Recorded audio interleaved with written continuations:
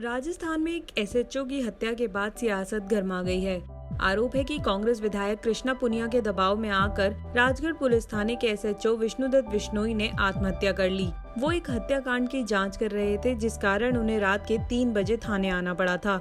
इसके बाद वो थाने स्थित क्वार्टर के कमरे में सोने चले गए। शनिवार सुबह 9 बजे भी वो बाहर नहीं निकले तो शक हुआ।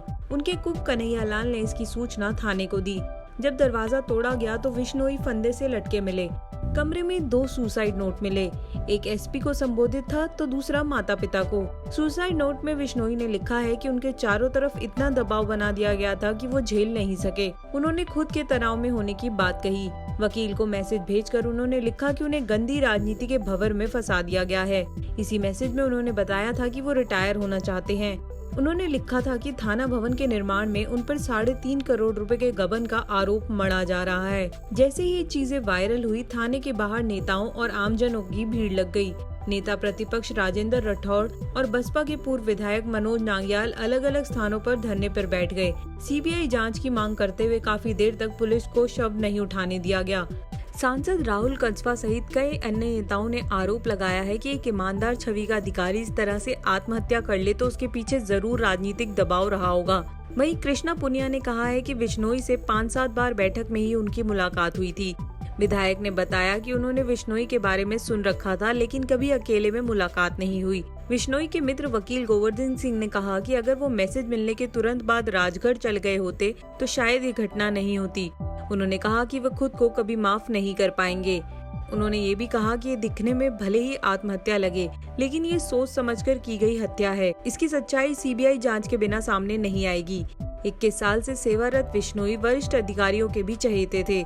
बिश्नोई के बारे में ये भी कहा जा रहा है कि वो अपने थाने के कुछ पुलिसकर्मियों को लाइन हाजिर किए जाने से नाराज थे। आरोप है कि विधायक पुनिया ने मुख्यमंत्री अशोक गहलोत से बात कर ऐसा कराया था।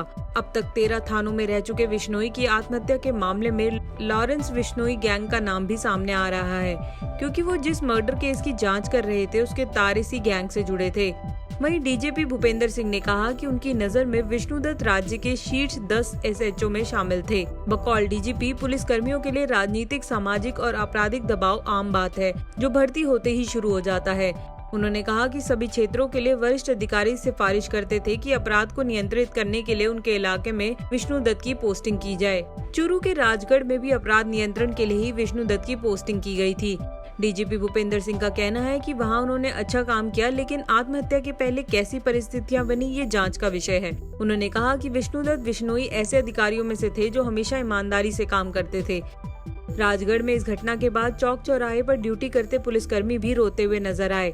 उन्होंने कहा कि अब पुलिस में नौकरी करना मुश्किल हो गया है, क्योंकि वर्दी पर राजनीति हावी हो रही है। बिश्नोई को दबंग और कर्मठ अधिकारी के रूप में सबने याद किया। लोगों की मांग है कि उनके सुसाइड नोट को सार्वजनिक किया जाए और उसके आधार पर कार्रवाई की जाए। वे अपने पीछे एक बेटे और एक बेटी को छोड़ गए हैं। दोनों ही छात्र हैं। विष्णुदत्त रोज अपने माता पिता से बातचीत करने के बाद ही ड्यूटी के लिए निकलते थे। वे खुद अकेले रहते थे और पत्नी एवं दोनों बच्चों को उन्होंने पढ़ाई के लिए बीकानेर छोड़ रखा था। एक कांस्टेबल ने बताया कि वह शुक्रवार को तनाव में लग रहे थे। एक अन्य पुलिसकर्मी से पूछने पर पता चला कि वो मर्डर केस को लेकर तनाव में है।